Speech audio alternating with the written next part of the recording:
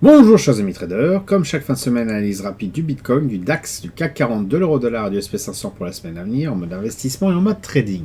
Donc c'est une vidéo qui va être relativement rapide puisque je vais dire à peu près la même chose que la semaine dernière, à savoir que tout est en train de monter et que à un moment donné il va falloir effectivement se méfier d'un éventuel retour de flamme, mais pour qu'un éventuel retour de flamme puisse se faire en tout cas dans les quelques jours ou semaines à venir, et bien comme à chaque fois il faut observer les volumes qui sont assez représentatifs, je dirais, de ce qui se passe au niveau des institutionnels qui ont bien sûr non pas seulement un temps d'avance sur nous, mais surtout la possibilité, grâce à des moyens financiers assez conséquents, de faire bouger les choses avant que nous, particuliers, nous en subissions, je dirais, les conséquences.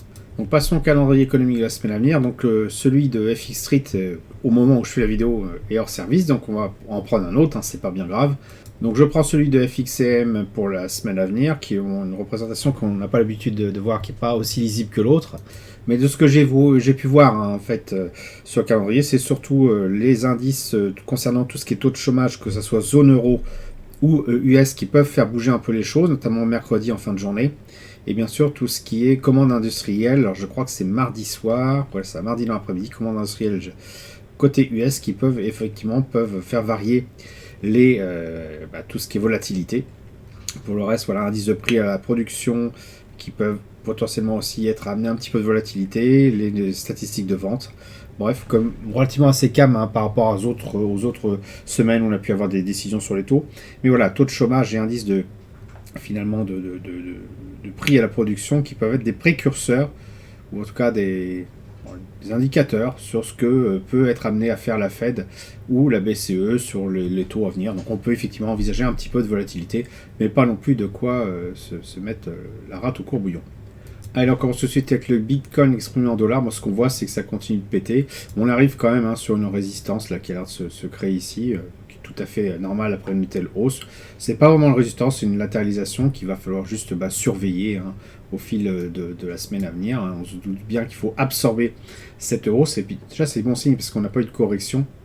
Ça a l'air de se maintenir vraiment, ce qui laisse à penser que ça peut très bien continuer. Si on passe en journalier, c'est un petit peu plus visible, un peu plus facile à lire, tout simplement parce que voilà, on voit que ce rectangle que j'avais commencé à tracer la semaine dernière, qui se précise, qu'on peut peut-être même affiner, est en train de créer, de marquer une latérisation qui est tout à fait saine. Donc bien sûr, on peut se positionner en bas de ce rectangle-là à l'achat, puis attendre que ça casse par le haut. Si on a cette optique-là, on sera de cette manière-là beaucoup plus confortable, tout simplement en ce position-là, si le prix évolue au-dessus. Et puis bien sûr, dans le cas de figure où le prix viendrait à corriger, eh bien, on serait à moindre perte en ayant tenté quand même un coup assez intéressant. Donc pour l'instant, on est en haut de ce rectangle-là. Donc je pense plutôt, moi, en ce qui me concerne, me repositionner vraiment en mode spéculation à l'achat ici, et peut-être profiter d'un mouvement comme ça. Je vais essayer de le tracer comme ceci. Alors ça peut durer effectivement un petit moment, mais voilà, à terme, voilà un peu moi ce que j'envisage en journalier. Donc pas obligé de se précipiter à l'achat, de faire du scalping sur des unités de temps très courtes. On peut très bien se positionner avec un ordre à court limité ici, tranquillement, laisser les choses se passer, et puis guetter tout simplement ce qui va se passer à l'issue de la sortie de ce rectangle-là. De toute façon, ne vous faites pas d'illusions.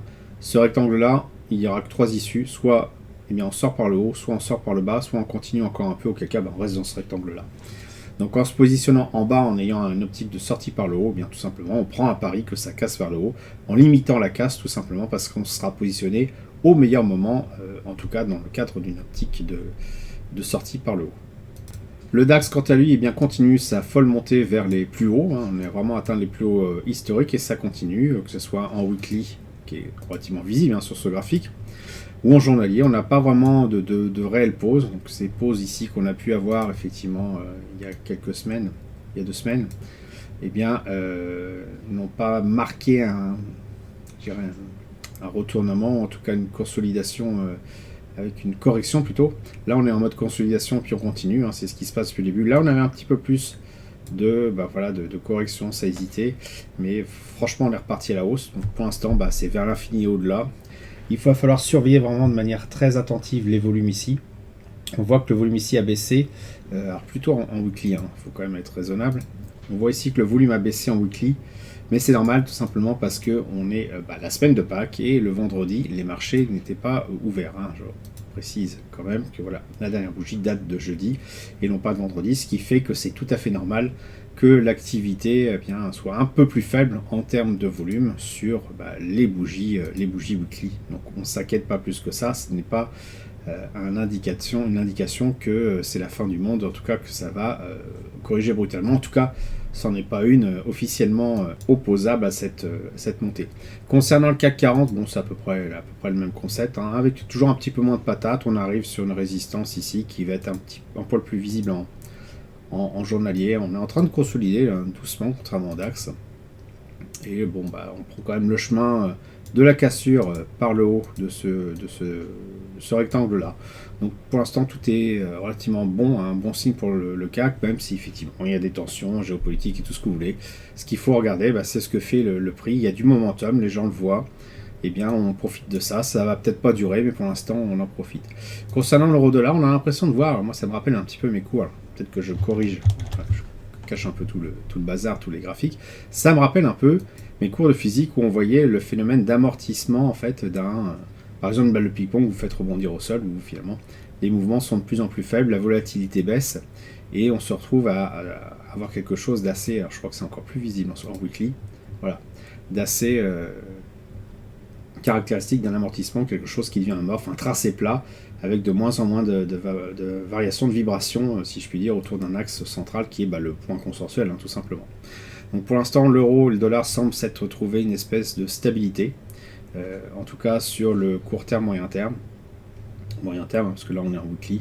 Donc pour l'instant, pas grand chose à vous dire, si ce n'est qu'il va falloir tout simplement attendre qu'on prenne une décision, notamment par rapport à ce rectangle-là, c'est-à-dire qu'on casse soit par le haut, soit par le bas. Mon scénario est plutôt baissier, hein, je ne le cache pas depuis le début, donc c'est-à-dire qu'on finisse par casser ce rectangle de manière définitive, vers le bas. Enfin, définitif, tout est façon de parler. Bon, pour l'instant, ça fait rien, donc on surveille ça de loin.